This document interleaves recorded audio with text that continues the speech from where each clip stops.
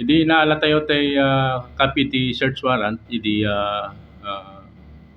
di kalman dagos tayon nga minonitor detoy subject tayo ket segon kadagiti operatiba tayo ket positive detoy subject ti warrant of arrest ijay residence na.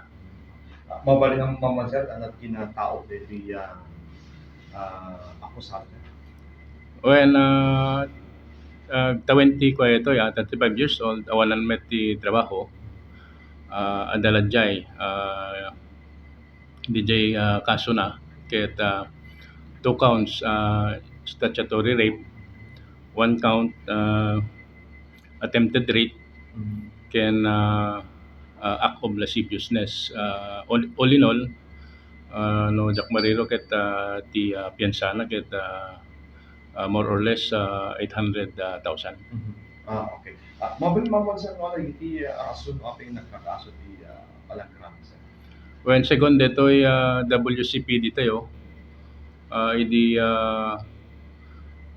kano ubing pay detoy biktima ket ramramesenen detoy suspect agtawen pa lang ti 6 years old idi ket adan napasamak until nga ijay naudi nga palang rames na ket 13 years old DJ ubing. So 13 years old tata sir. When sir? At kapitano da sir, ako ba? O karoba da babayan ka DJ statement tay biktima ken tay parents na no kano rumbar digiti parents tay biktima ket ibati da kadetoy balay ti suspect.